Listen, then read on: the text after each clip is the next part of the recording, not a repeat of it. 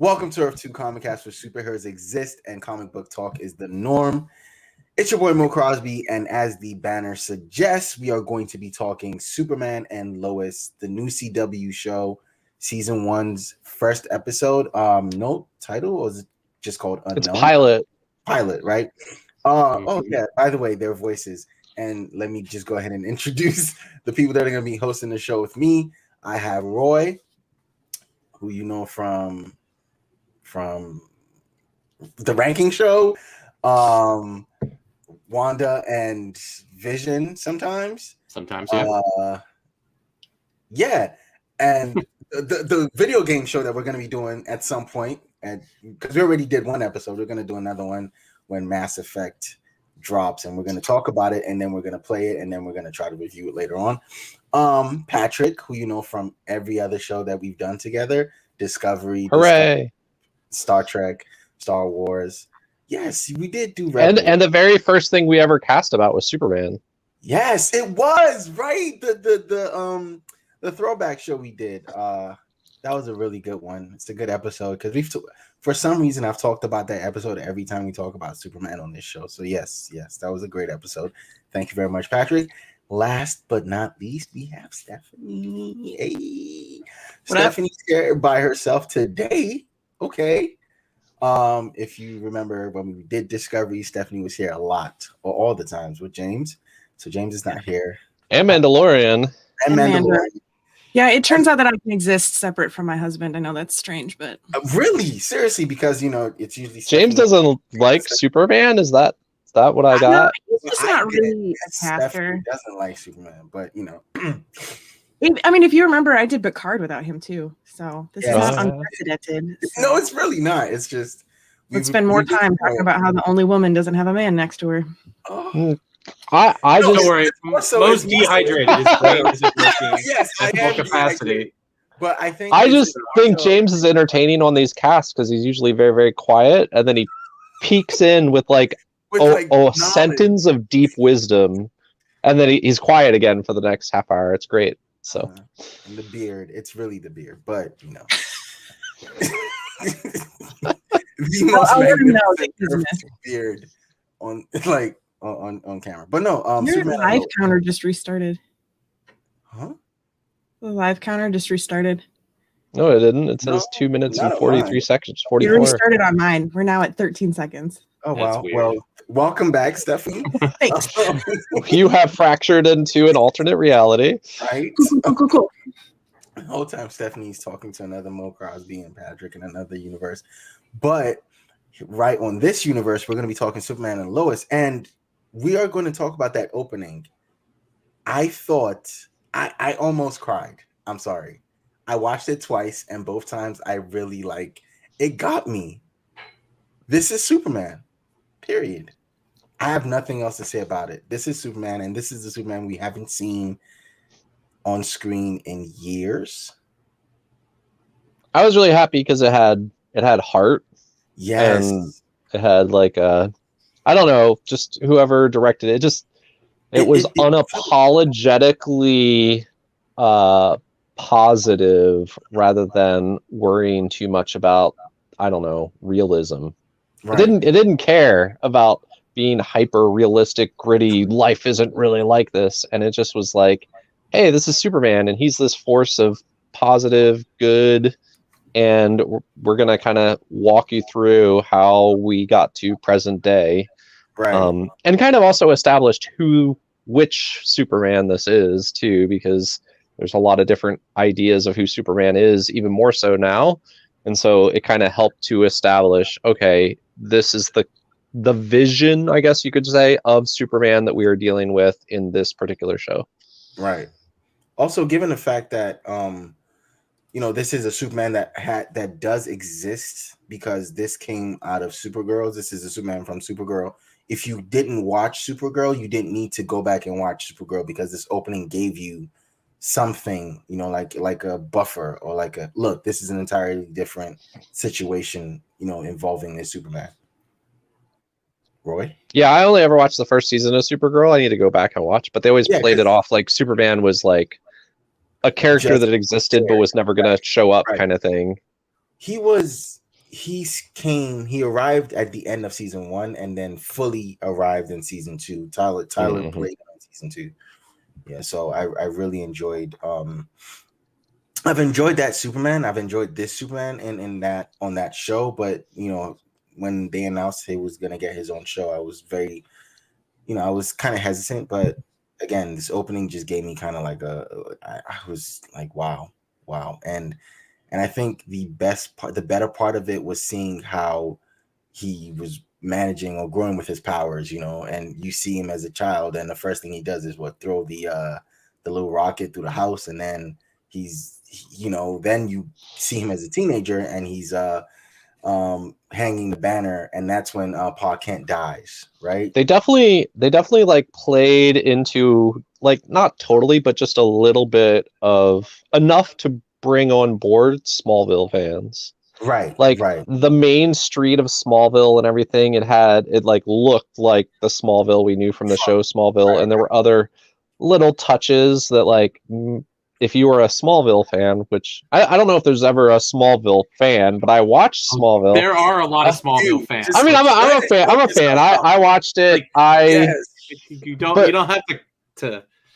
Anyways, I have a love-hate. I know I do have to bracket it, but the point is, there were enough little touches that if you had been a Smallville fan who had not kind of followed the Arrowverse, stuff, you were kind of like, okay, I see where we are. This is still kind of familiar to me. So right. What I did, I was hoping, when the first time I saw it, I was hoping that when they did show Ma and Pa Kent, I was hoping that we were gonna see like the Smallville. That would have been really cool. That would have been amazing. That would have been a great. Again, given the fact that they both don't make it through the first episode, it'd have been nice to do that, right, for the fans. Yeah. So the opening again, I'm guessing another Superman where his dad dies to a heart attack, though. Okay, that's the OG way of dying, right? Yeah. Isn't that from the Silver Age? Like, isn't? No, he doesn't.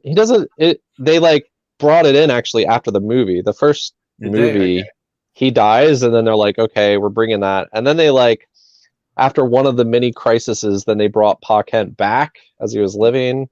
And I think he's still living right now in the comics. Anyways, I think he might be dead again. I know he was alive in post-crisis. John Byrne didn't kill him. That was one of the things. They've gone back and forth, but we're in that universe. It really started with the movie, though, and what is that, 81 that the movie came out? No, I think he's dead in Rebirth. Yeah, he's not alive in Rebirth. Rebirth moving forward, he's not alive. So the opening, I'm guessing we all liked. We can talk about that forever, but let's move into the show itself. And so the first thing he does, or the first heroic act he does, is save, cool the nuclear reactor. Nuclear power plant. And it was great because we just got to see like Superman doing his thing, and the special effects were fine. Like a lot of people, I was kind of worried about things, but maybe because I'm from the Smallville era. Like the special effects have advanced tremendously since then. I watch all the CW shows. I'm not about to sit here and dissect and go into special effects for CW shows. Again, I believe that because they have no budget. Like they have no so much smaller, But I feel like outside of special effects, I feel like their actual the actual sound stage, or the background of the show, it's still very rich. You could say what you want about the special effects, but the actual show itself doesn't look piss poor. Again, it looks fine. For this show aren't bad compared to, like, say, a season 1 of Supergirl. Didn't get to see that red tornado. Please, if you saw that red tornado, you would yes. So many seasons of The Flash, every fight scene in Arrow. Let's think of all the bad special effects and stage directing. Anyways, it was nice to see Superman doing a heroic act for the sake of being Superman and using all of his powers. Like, we're not dealing with like Superman who's still figuring things out. He's fully matured. He handled that like a pro. Like he's like, I know what to do. I'm gonna do this. And he like tied up this like thing that was about to wipe out like all of Metropolis in like 10 minutes flat. Let's try not to shade any other Superman who doesn't know his powers yet. Because there's a little shade in your it's good to see. I just mean that in most comic book everything that we deal with right now, we are not dealing with mature heroes. We're usually either dealing with them learning their stuff or in the first few years of them being a hero. It's pretty rare right now in anything in comic books that we're dealing with a hero who is like fully matured, been doing the superhero gig for like a decade, right? So right, you're right about that though. I mean, except the later Marvel stuff, but yeah, you were very right about the fact that everything we've seen for the majority of it is a new superhero figuring out superheroing. So it was fun. It was good to see.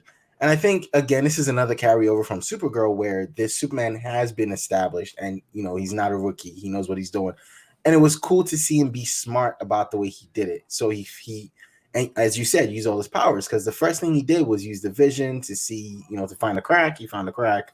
Then he used his hearing to hear what he needed to do in order to, and then his freeze breath wouldn't do it. We need water, and he was smart about freezing the water and then picking it up. And I thought, this is great. I mean, we saw Superman lift a kryptonite island. I would have been scared or afraid if he wasn't able to lift that little piece of ice and do what he needed to do, but he did. And so, what do we think about General Lane? He's not the same actor from Supergirl. Oh, that's interesting. He's a jerk. No. That's what I think. But he's supposed to be a jerk. So there you go. General Lane being General Lane. Right. I mean, I think it's interesting and cool that it seems pretty clear he's going to be a main character on this show. Mm-hmm. And really in all Superman, he's never like that main of a character. No, he's like a kind of a cameo character. Right, so I think that could be really interesting to kind of see more of Lois's dynamic with her father and with Clark. And so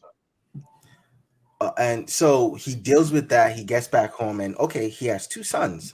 Jonathan, that I feel like Jonathan is the more famous son that everyone kind of knows. And then Jordan, I feel like Jordan is built for the show. I think I've never seen a Jordan. I'm not familiar with his sons at all. So that's all. Well, oh, you don't read Super Sons? No. Oh man, that's really, you should get into that. It's all new to me. Yeah, Super Sons is really great. I think if it's his half son that I love. Oh, nobody talks about that. Okay? Like really, that doesn't exist anymore. Okay, he's a clone. We're talking about your son's actors. Yeah, that's exactly what Connor hates to hear. You're not my son. You're just a clone. That is literally Connor's psyche. That's Connor's psyche right there. He just nailed it. Still around? Like I mean that quite seriously. Like, is he made it through all the reboots? I don't know. I don't know if he's in current continuity. No, he's in Young Justice. Okay. Yeah, I mean, I don't. If you now you've got me googling Connor. You're not my real son.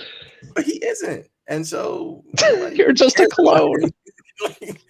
No, but so Jonathan and Jordan are interesting characters to me on this show because, am I the only one who thinks Jordan looks like a young what's his face, Smallville guy? Help me out, Tom Welling.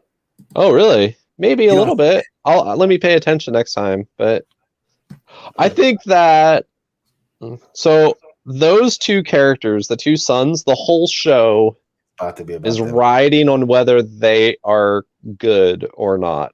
Right. And so that's going to be they're going to have to they're going to have to be in. I guess what I mean by that is they're the thing that could tank the show, in my opinion.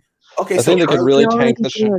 They already did. Yeah, if they are not up to par and not, what's the word I want to say, like not empathetic, like if I am like I hate these children or hate these teenagers, then the show is not going to work.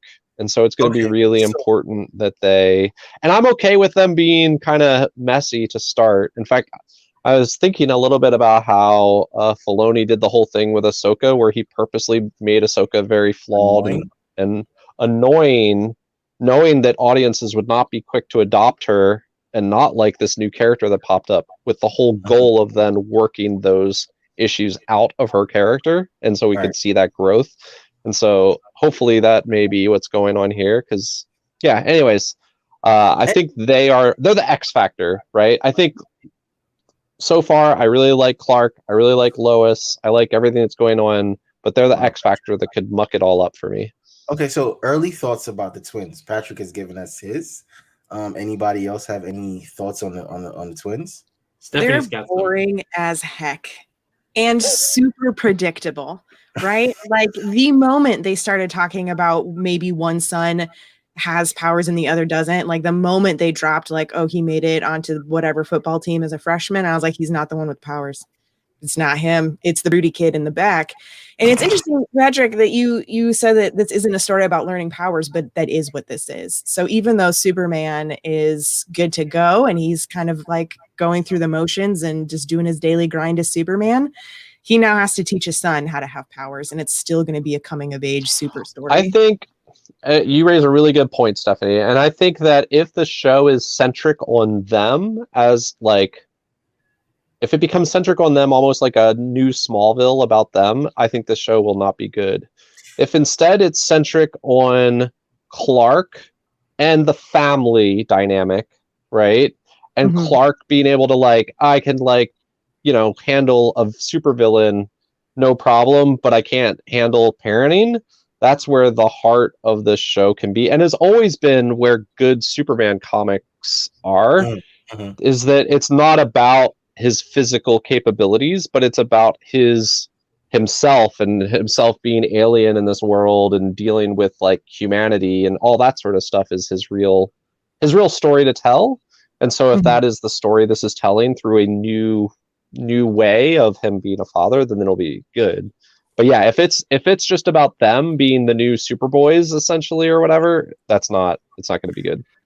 I mean, Stephanie makes a really good point. I mean, there's nothing that unpredictable that happens in this episode, including like the final reveal. I guess for me, it's predictable in really comforting ways. And that's what I appreciated about it. And I definitely agree that the impression I got at the end of this is I think the boys will end up being they'll be the B plot of most episodes. Right. Because they don't introduce like a very complex supporting cast for the boys. They just have Lana's daughter for them to play off of.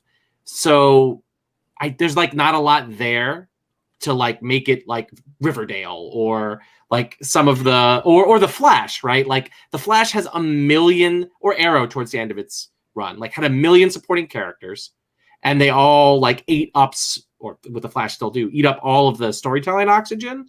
That's not really present in this show, like because it's so focused on the family, and there's 4 characters that they have to come up with plots for. So my hope is that sort of prevents the sprawl that really starts to undermine Arrowverse shows very, very quickly. Like Flash is just this bloated mess of a television show, and I mean Arrow was the same way before it. And I'll be honest with you, I've always also found Legends to be the same way. I know a lot of people really love Legends. But yeah. Well, Smallville was like that too, right? You had like suddenly we have to have a plot for Lana, and we have to have a plot. Like there were like every single character needed plot, right? And then it just became not about Clark anymore. And so I think that as long as they keep it in tight about this family and the family dynamics, and about those 4 characters, I guess. But yeah, I think there are good signs it won't be just about the kids. Like we don't see them. I don't know. I guess they haven't technically moved there yet, but we haven't like seen like a day of their life in school and that kind of stuff as much as like just when they're around the rest of the family for the most part. I guess they did go to the bonfire. You know that's going to be a thing, right? You know, with them, especially for Jordan. I'm sorry for Jonathan, because he's like super popular kid. He's a quarterback of the JV team and on all that good stuff. I think it's going to be varsity team. I'm sorry, the varsity team. So it's going to be a thing where when they decide to move, and it's gonna come up. It's going to be a plot, and that could be very annoying. A teenager yelling at his dad because he doesn't get to be the quarterback of the team. Or I also which he already did. Huh? Which he already did. That deed.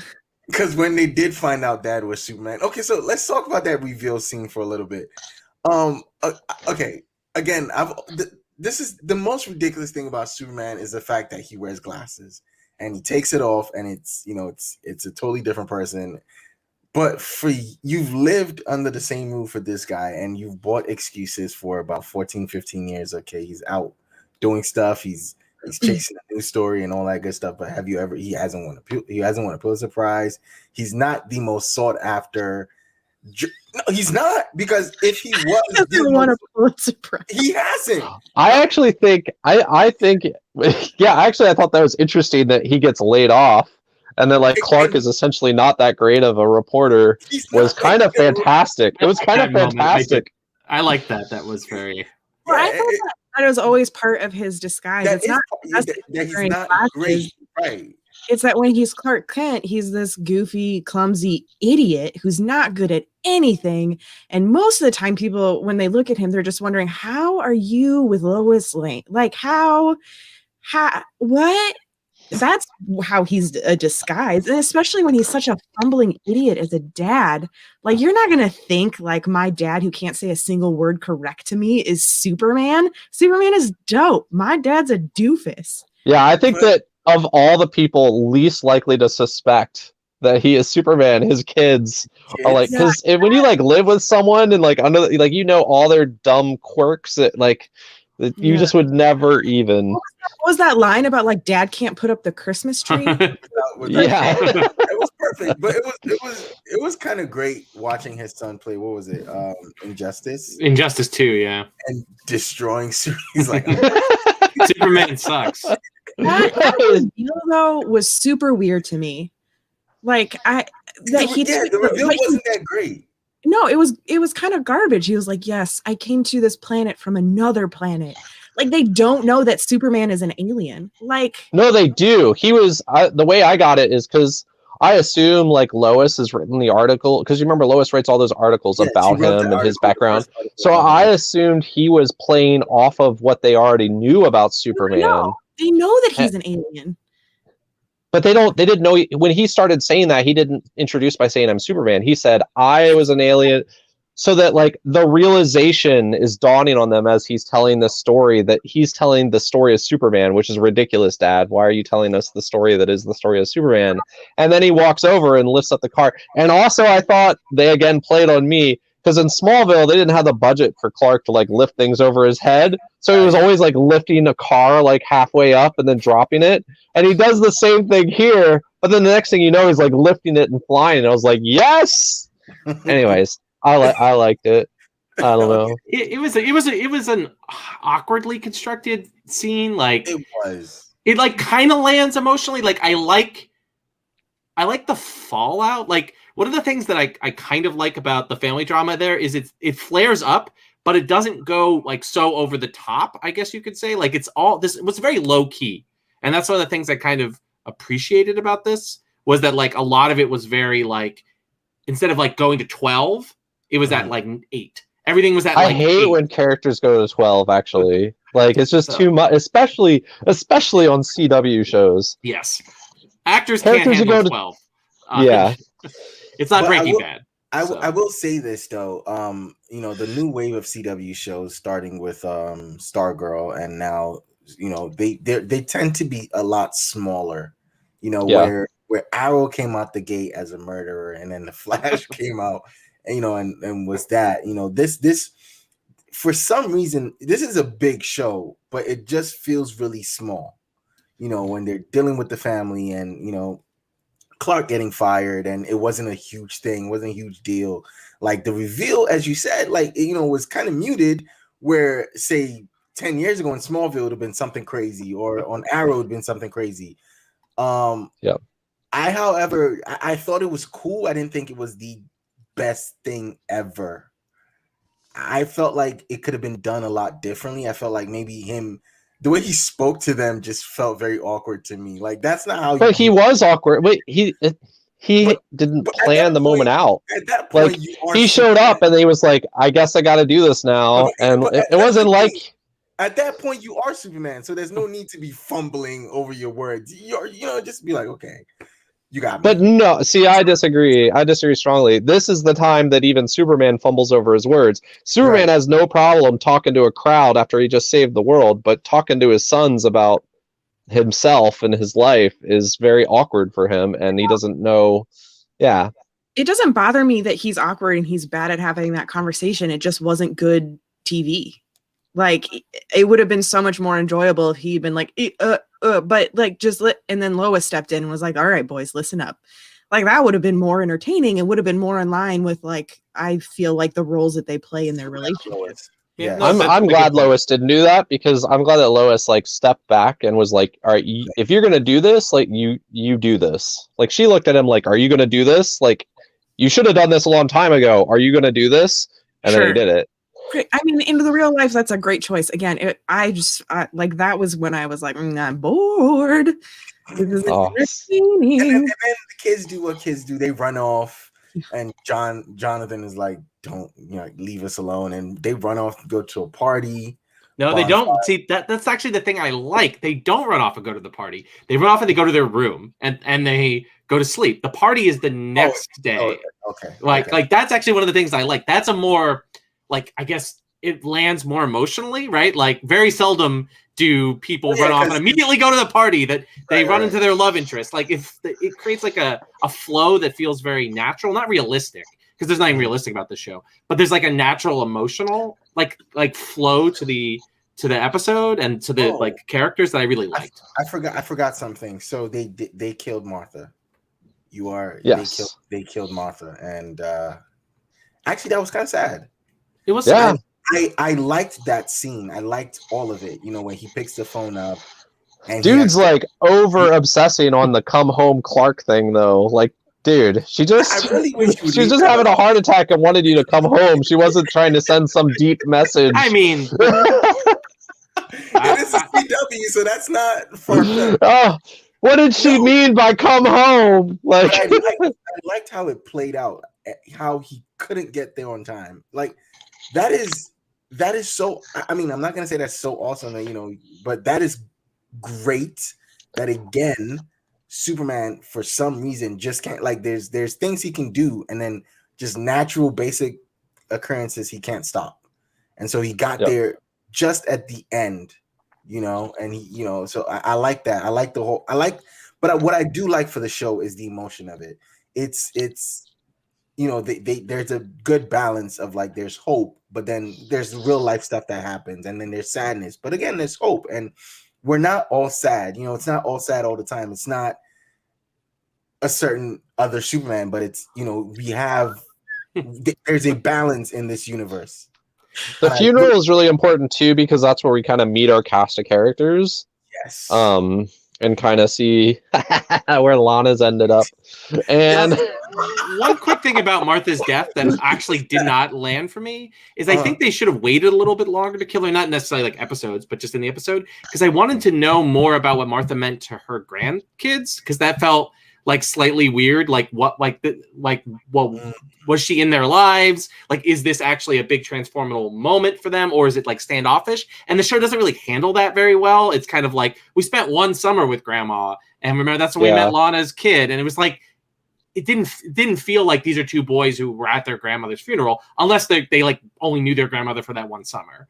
Like there was very little like emotional, both from the actors, really but also weird. In this, for Clark. But Clark's like oh my God, this is the biggest thing. If you're that much of a mama's boy, you're gonna have your boys know your mother very well. So not necessarily, right? When you have the ability to go see your mom literally whenever you want, that's fair. It's less important to bring the kids with you.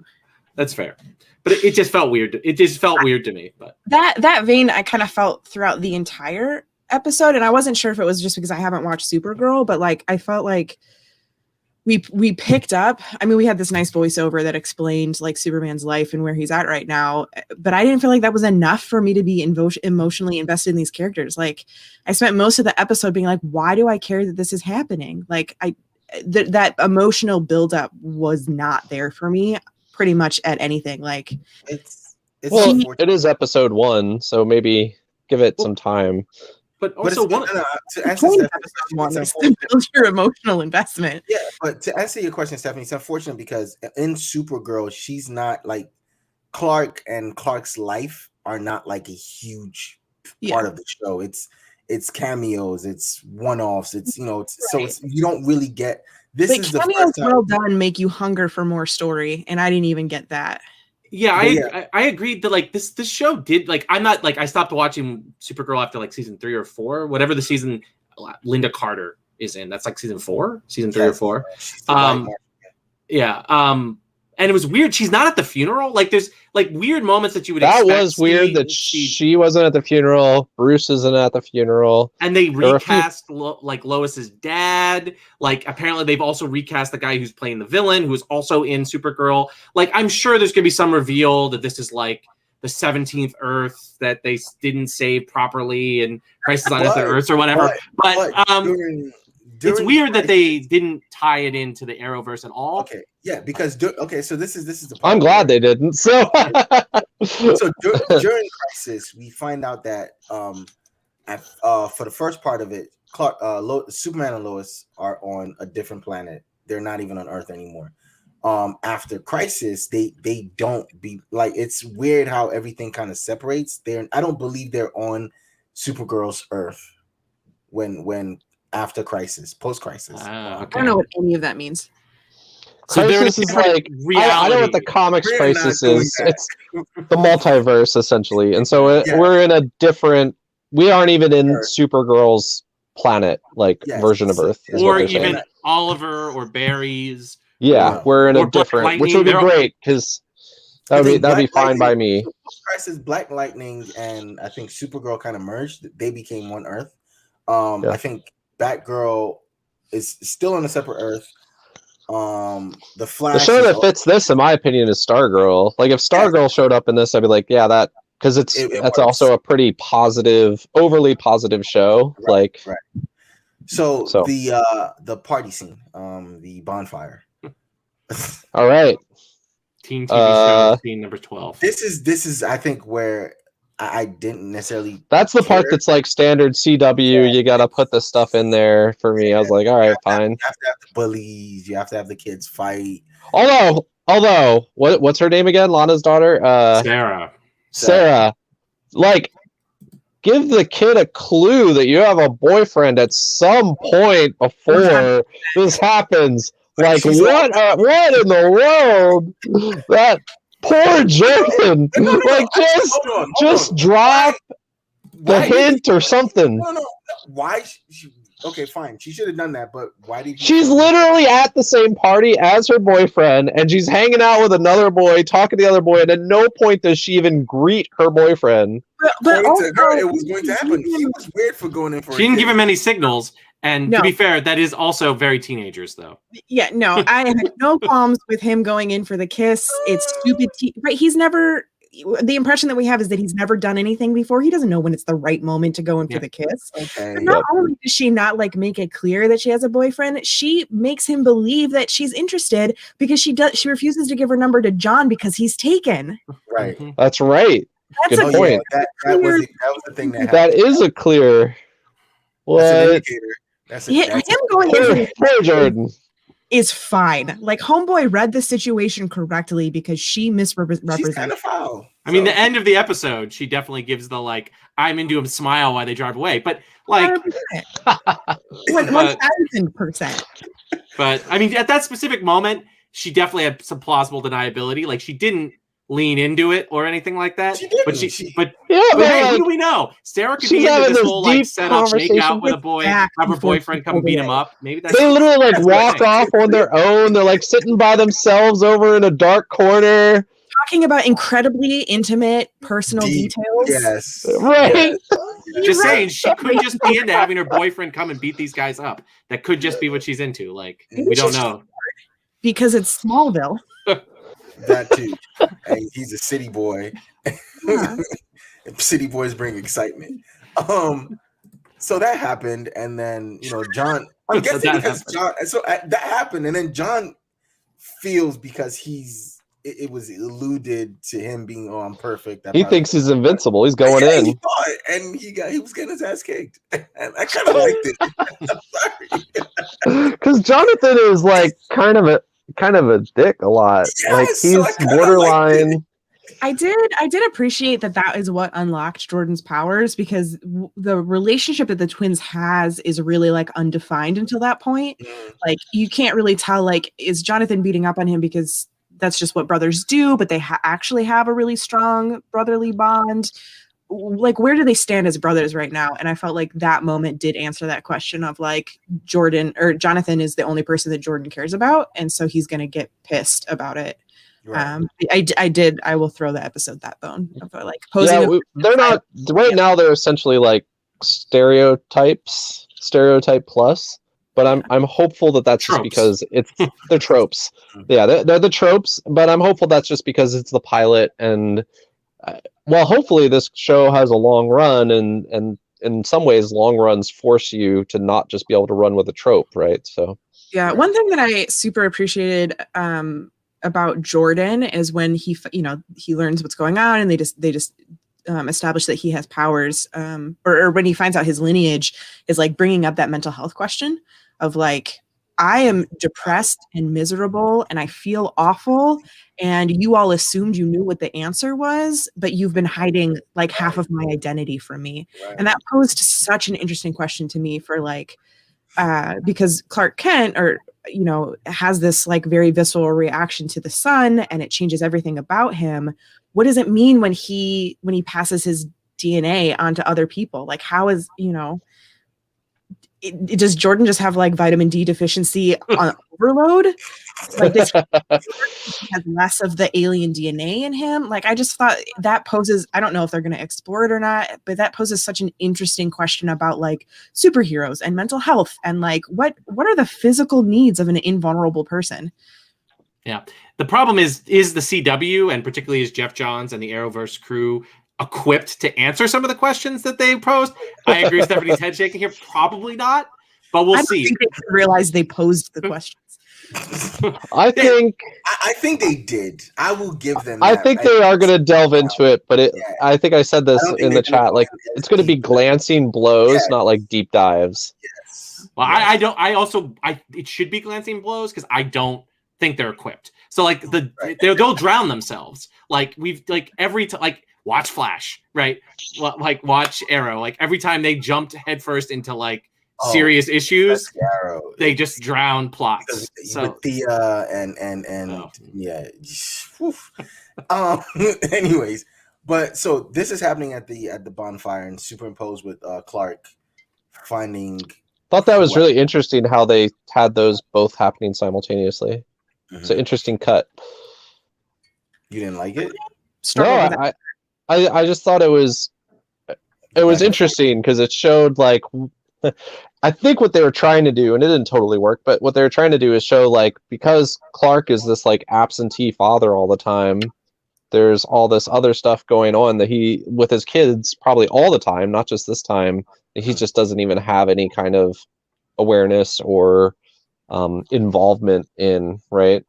It's funny that you say that, because 2 scenes before that, General Lane comes in and he and Clark are talking, and he shows him the print, the Kryptonian writing, and he's like, you can suit up, and immediately Lewis interjects and goes, no, this is one of the times where you can save the world, but this is one of the times where the family needs you, the boys need you. They just found this, we all need you, the family needs you. And it's funny that happens, and then the scene, the way you're interpreting the fact that they played those scenes of each other, the party happening, and and then Clark. Lois is the most interesting character in this show, and I hope they know that. She's like in an impossible situation where she's in an impossible situation where she's the only one who is aware of the mental health of Clark. essentially, and kind of what Clark needs and also what the family needs, but that's also juxtaposed against what Clark can do with every minute that he is being Superman for the good of the world. And so there's kind of this interesting, which has always been some really good Superman comics have really like delved into this. Like there's some comics where he just decides to, forego being Clark at all and just is Superman all the time, and things don't, like, he needs the Clark identity to be a balanced person. Right.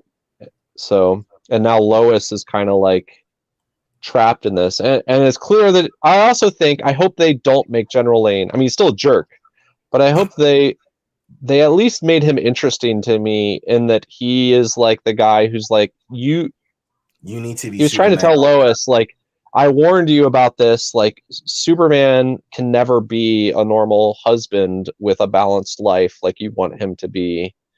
It's almost like if you like married the president of the United States, right, but there was no term, like it's eternal, right? Like it would be really, yeah. So right. No, and I thought the Lois and her dad dynamic in general was pretty strong. Like, and there was a lot that was like barely spoke but did a lot of work. Like when Clark says, "Hey, your dad thinks this is a good idea," and she's like, "Oh, we're listening to my dad now." And then he comes and like that pays off later when they have in the fight with the dad. I was like, again, that's a very natural family dynamic that works, and it does a good job of establishing like this version of Lois, which I mean is not that different. Like usually when there's extended periods of like Lois's dad, he's a dick. And sometimes he's a supervillain, or sometimes seems like he's a supervillain, but ends up being like, "Oh, I love my daughter. I'm not actually going to kill Superman." Right? Well, he's probably going to end up being that one, because he seems to have a decent relationship with his grandkids and is at least present in their life. So I don't think they're going to go the full villain route with him, at least at first. Who knows what they'll do when they need plots for season 4 if they get that far. Yeah, I really like that moment. And it was a good foil as well for, I think, some of the emotional stakes of the episode. Right.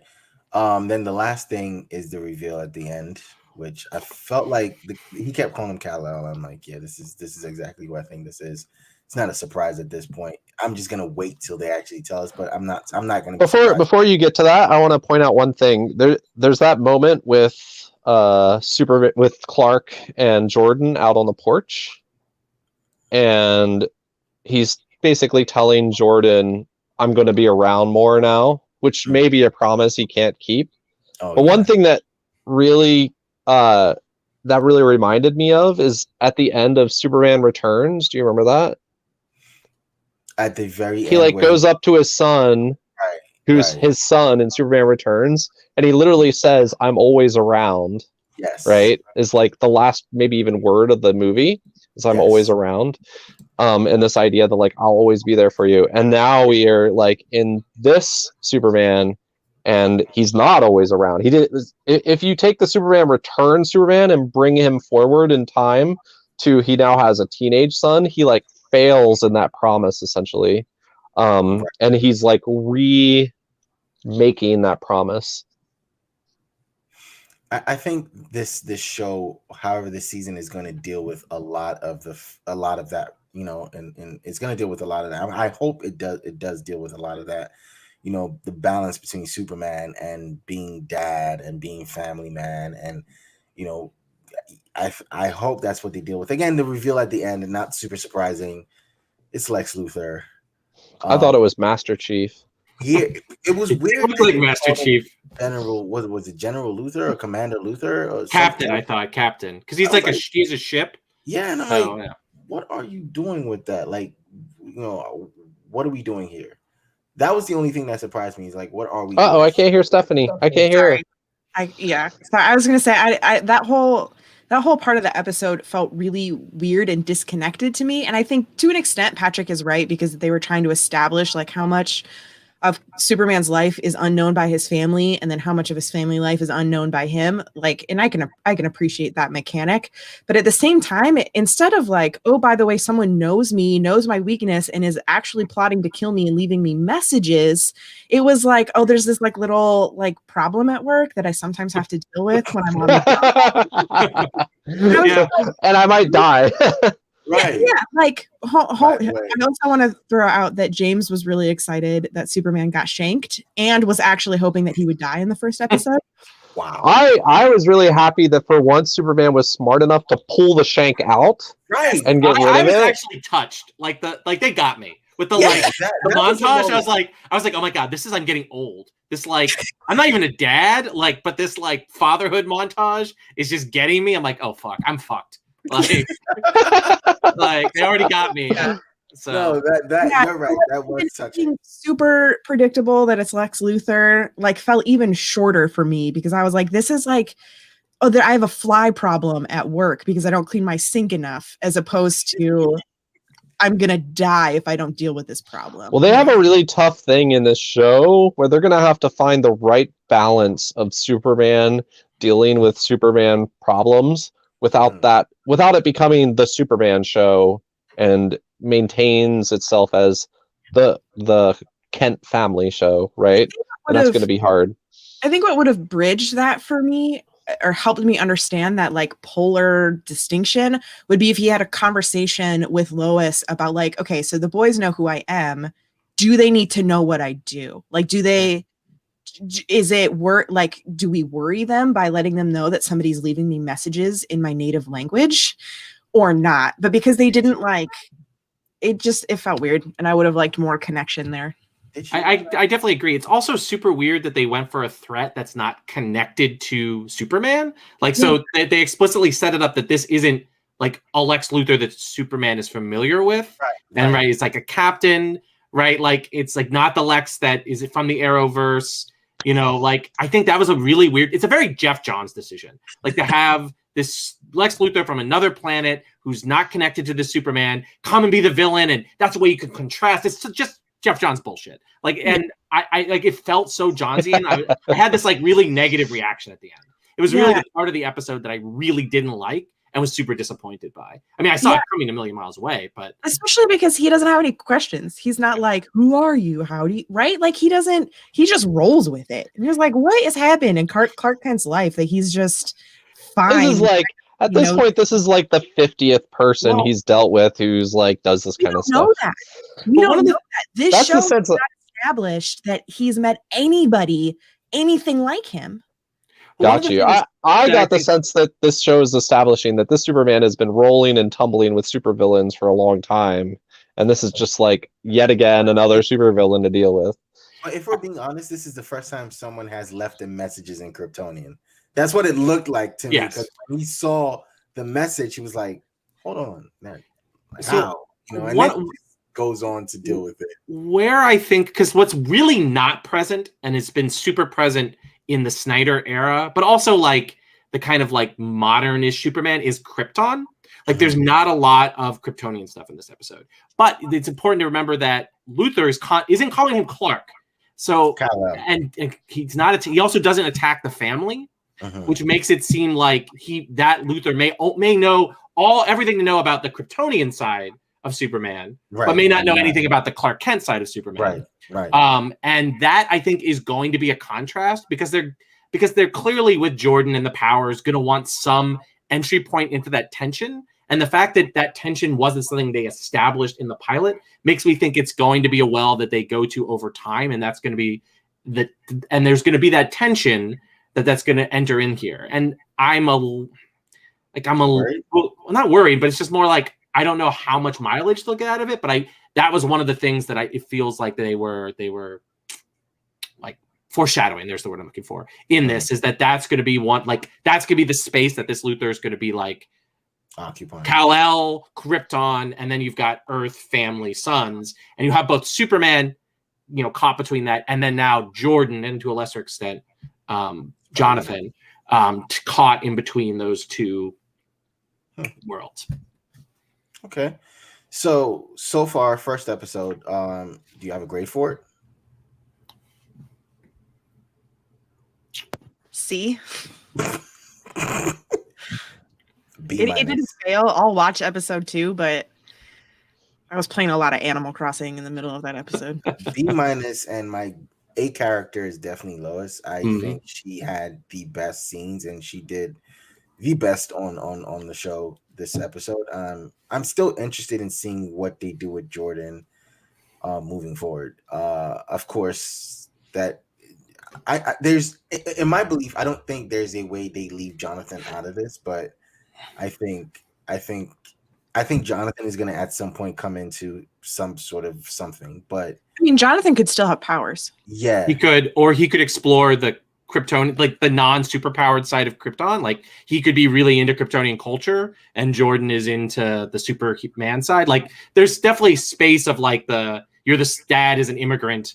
Like what side of him do you embrace? Right. Dynamic that they have. They have that space to work in with either of those characters. I wouldn't be surprised if that's where Jonathan is, where like the Kryptonian technology really responds to him, but it doesn't super respond to Jordan or whatever. Like there's plenty of room for them to find something for him to do. Right. Patrick, closing thoughts. I give it like a B+. I think I actually of CW shows that I have watched. I really enjoyed this episode, and Superman's one of my favorite characters, and this was a telling of Superman that I've been really hungry for a long time, and almost like needed. It almost felt like drinking fresh water again. Like I don't know, my soul needed to see Superman be Superman again.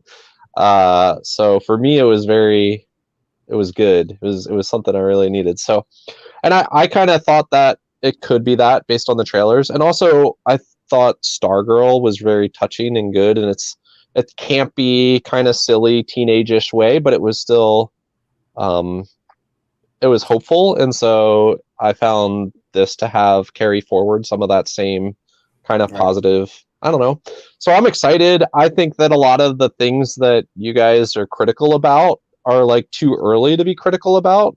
Like I will maybe join in some of your concerns if all of those things are still true by the time we get to like episode 5. But I also think that this show worked really hard to be a show for people who did not watch any of the Arrowverse stuff and who don't have any interaction with Superman other than like the Christopher Reeves movies and maybe Man of Steel, right? The more casual. And I think as a show, it did a good job of like, it didn't go crazy deep into all that stuff, but was a fine, like my son hasn't really watched a ton of Superman. He's read some of the comics and stuff, but I would feel fine, as this being like an entry point into Superman for him, right? And so I am hopeful. I hope it's good. So I give it a B+. We didn't talk about kind of the other storyline that's going on with the town and Lois and the investigation. Again, I think that Lois is going to be really important that she's one of the most interesting characters in the show, and it's going to be really important that they allow her to be that interesting character. Right. She's, the brains of the operation, and so I hope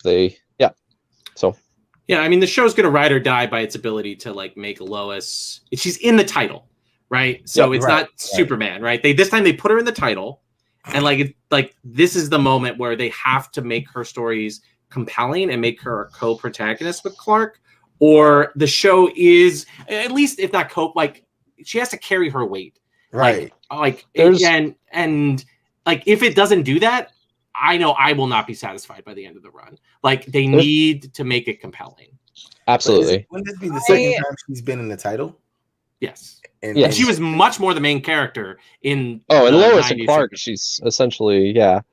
There's one more thing I want to say as closing thoughts, and then you guys can talk away. But I think this show could, again, glancing blows. I think it's one of the weird things about Superman is kind of the idolization of small town America values, the kind of like small town of the past.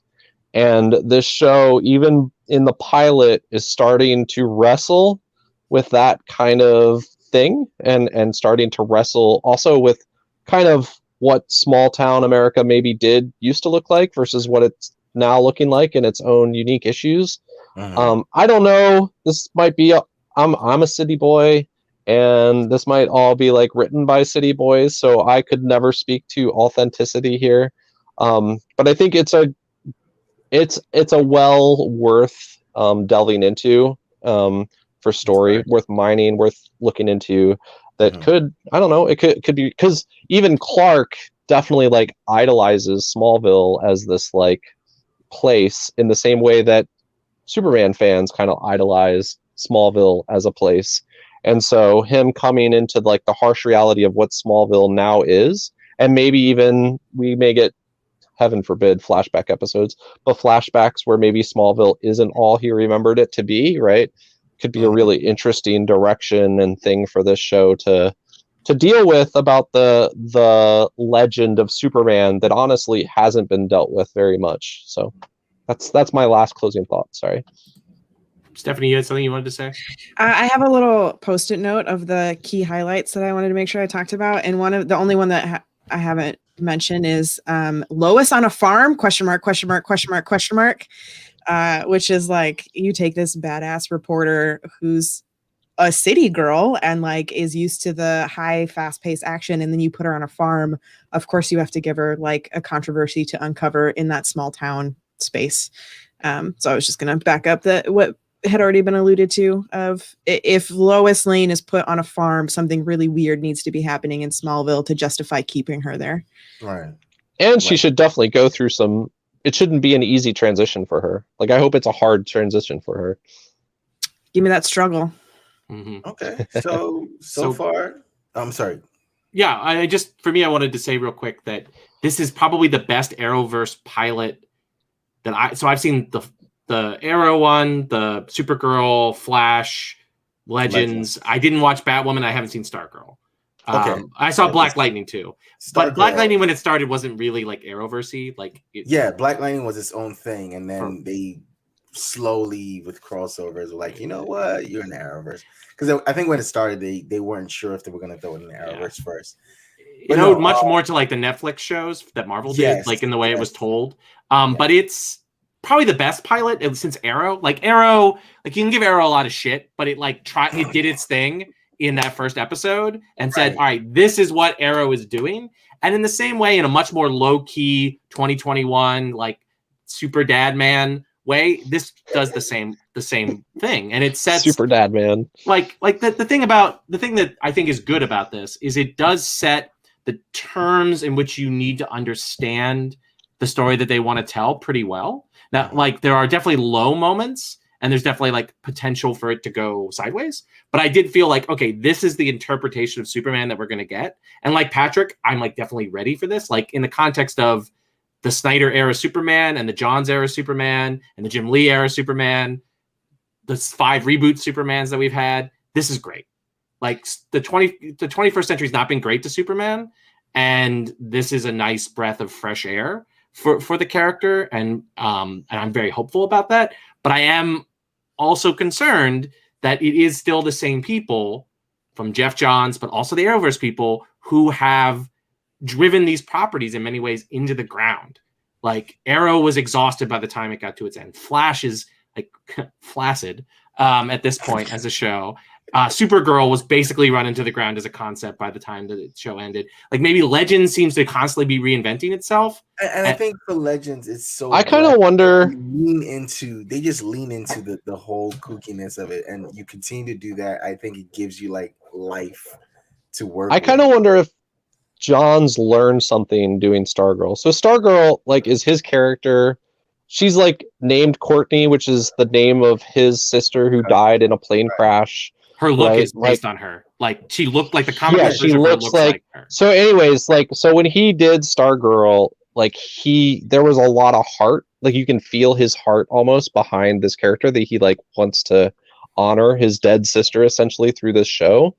And I feel like maybe he learned some things through that process that he's now bringing into this show. Good things, positive things. Yeah, I think Jeff Johns just started TV with Stargirl. I think he was in movies and then he came to the TV side with he did a lot of like directing and writing on, like, even on Smallville he had credits. Yeah, he worked on Smallville and he worked on Arrow, like until he jumped to like the Snyder. Once with the Snyder stuff and Wonder Woman, he jumped and then now it looks like he's been demoted back down to the TV and universe. I think, like Patrick has said, it's probably something, you go through your growing pains. And I hope, he went through his growing pains with all of that, and this is something where he's like, okay, I found my wheelhouse.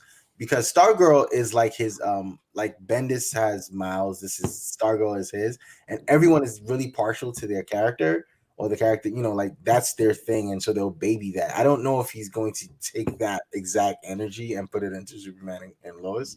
Hopefully he does, but so far, again, not a great pilot, but good enough to where what, I want to see more of this. I want to see this continue, and hopefully, because like you said and Patrick said, there's a lot of good, and Stephanie did allude to the fact that they touched on mental health for like 2.5 seconds. Like, hopefully, it's a promising first episode, right? Like, there's a lot here that they can do, and Tyler Hoechlin is a great choice for a wholesome Superman. Mm-hmm. That's great casting. He's a great actor. There's a lot of potential here for sure. There's a lot of opportunity for boring Yawnville. Yawnville. Ooh, that's a nice one. Wow. Right. There we go. I just want to talk about the petty thing that happened on this episode where Lana's kid was like, "Hey, so you went out with him." And I thought that was nice. Dad got mad. She was looking at your Facebook profile. I really, really hope they stay away from love triangle, love quad. Oh, please. Please. I think this isn't Smallville, and I think they're gonna do it. In fact, they did a good job already in this episode, kind of treating these characters as married adults, pretty much. Right. It could have been really different the way they went with Lana, and I'm kind of glad they went the way they did. Especially at CW, they could have gone really different. But these aren't teenagers, so they're gonna do that. Say that one more time. Like Stephanie? No, Stephanie. Yeah. They set husband up to be an absolute. I don't know whatever his name is. An absolute fuckboy. Yeah. Yeah. Like they set him up to be this total jerkwad and despicable, really, right? Because he knows that Clark Kent's like dream and home is not what he think it is, right? So they set him up to be this really rude dude, and then when the bonfire shenanigans happen, they like redeem him, and he's like, he's still a good guy, he's gonna show up and he's gonna do his job, and him and Clark have this like little moment of appreciation between them. And so like I felt like that, and if they back up on this, I will maybe write a letter, but like they established that like there's not going to be that triangle, right? Like still a good man, he's still like he's respectable, and there's respect between Clark and him, and thus Triangleville will never happen. Or I'm just gonna put Ville on the end of it. Hey, I like it. That's a good thing. So. So I can appreciate that for the most part of it. Again, as Patrick said, they established them as adults, like fully grown adults in marriages. So let's just leave them as that. Don't. Please. I'd be great if we didn't see those two characters like for another 4 episodes. I would be fine. Be fine. Like let Lois do her thing without Lana in the background, and then Lana could come in at the end and you're the bad guy, or you're with the bank, or you're with the company. Oh man, if Lana Lang was the bad guy, woo, that would be great. Oh, that's. I choose to believe this is how the Lana Lang of Smallville ends up. By the way, I'm just putting that out there. Kind of did that as a possibility. Yeah, but I don't. Yeah, she died or something, but who cares? She wasn't shocked at all about the fact that her bank had been acquired. Exactly, and she was going on with right on. Yes. All right, I'm on this. Lana's the villain train. Let's do it. Let's do it. All the loans seem sketchy. She was certainly the villain of Smallville to me. She might not be a legitimate like villain, but I don't think she's innocent either. She's not. She's okay with giving these sketchy. Lana's never been innocent. She's always been sketchy. So let them always sketchy Lana. Always like that. It'll be interesting. Giving subprime mortgages to Martha Kent. Come on. So like, why would you? Oh, Martha was giving people money. The first thing that she says to Lois and Clark is she had some unfinished business with us. She makes it personal before she makes it professional. Yes. And we don't know what that personal thing is. She explains the debt away with, or the loan away with, like, other people's illnesses and stuff. Yeah. Something is up, is all I'm saying. All right. This has made me more excited than those scenes did in the episode. So okay, so hopefully we can see you guys next week for episode 2 of Superman and Lois. Thank you guys for watching. Thank you guys for listening. Those of you listening on the podcast, we will catch you next week for the next episode of Superman and Lois. Till then, it's Mo Crosby, Patrick, Roy, and Stephanie